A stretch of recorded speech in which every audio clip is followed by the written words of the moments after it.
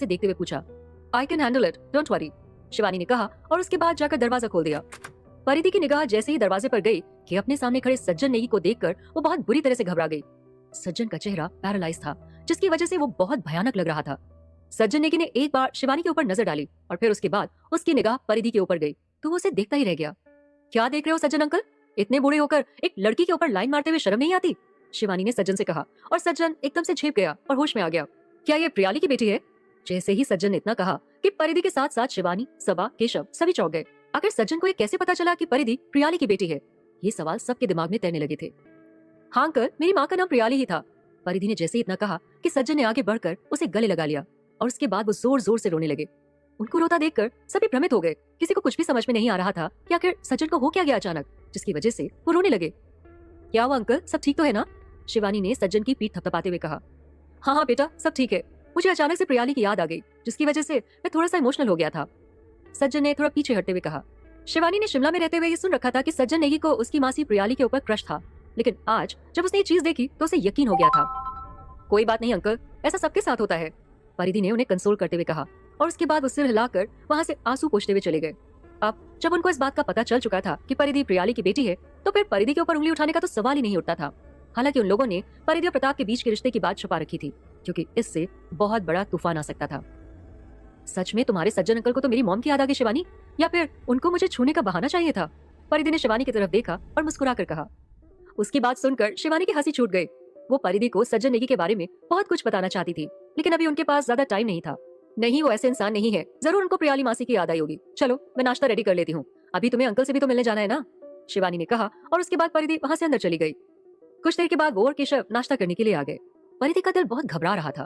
वो जानती थी कि जब ब्लैक सन वालों को इस बात का पता चलेगा कि वो प्रताप की वाइफ है, तो पूरे शिमला में हंगामा मच जाएगा, क्योंकि अतीत में प्रताप ने ब्लैक सन के इतने आदमी मार रखे थे कि उसे सिर्फ प्रियाली की बेटी का पति होने की वजह से माफी नहीं मिल सकती थी। इसीलिए परिधि किसी प्लान के बारे में सोच रही थी जो प्रताप और शिमला वालों के बीच की दूरियां कम कर सके। उन चारों ने नाश्ता कर लिया था और उसके बाद परिधि आराम करने का बोलकर अपने कमरे में चली गई।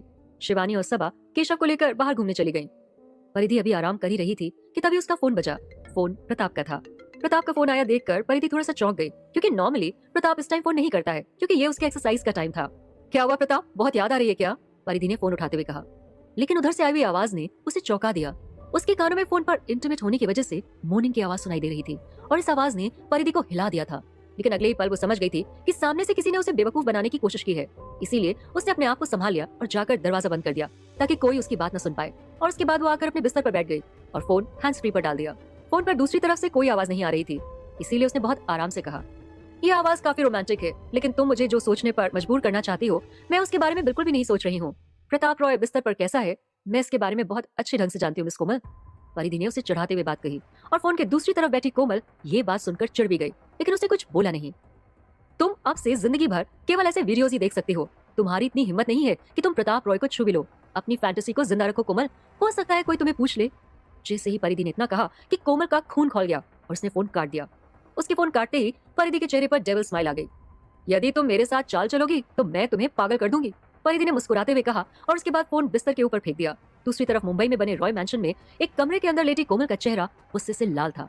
उसने एक वीडियो के थ्रू परिधि और प्रताप के बीच दरार पैदा करने की कोशिश की थी, लेकिन वो नहीं जानती थी कि उसकी ये कोशिश कभी भी कामयाब नहीं होने वाली है, क्योंकि परिधि को प्रताप के ऊपर बहुत भरोसा था। कोमल को परिधि की बात बार बार चुभ रही थी। अभी वो परिधि के बारे में ही सोच रही थी, तभी उसने किसी के आने की आहट सुनी और वो उठकर बैठ गई। उसने तुरंत प्रताप के फोन से क्रोम हिस्ट्री इरेज कर दी और उसके बाद उसका बिस्तर ठीक करने लगी। तभी प्रताप रॉय अंदर आ गया और जब उसने कोमल को अपना बिस्तर ठीक करते देखा तो वो उसे रोकते हुए बोला, तुम्हारी तबीयत ठीक नहीं है कोमल, तुम्हें आराम करना चाहिए।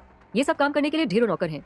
और उसने अपने हाथ में ली हुई फाइल्स को रख दिया। ये बहुत इजी है प्रताप, याद है मैं आपके लिए पहले बिस्तर बनाती थी ना, कोमल ने थोड़ा रोमांटिक होते हुए कहा। लेकिन प्रताप ने उसकी बातों पर ध्यान नहीं दिया और बोला, कोई बात नहीं, अब तुम जाकर आराम करो, मुझे कुछ काम करना है, इसलिए कुछ देर में अकेला रहूंगा। प्रताप की बातों ने कोमल के चेहरे से एक पल के लिए मुस्कुराहट गायब कर दी, लेकिन वो प्रताप के सामने अपना गुस्सा जाहिर नहीं कर सकती थी, इसीलिए उसने अपनी फेक स्माइल बरकरार रखी और बोली, अच्छा ठीक है, वैसे परिधि कहाँ है? मैंने कल शाम से ही उसे नहीं देखा, वो कहीं गई है क्या? हाँ, वो किसी काम से बाहर गई है, प्रताप ने फाइल्स के पन्ने उलटते हुए कहा। कहाँ?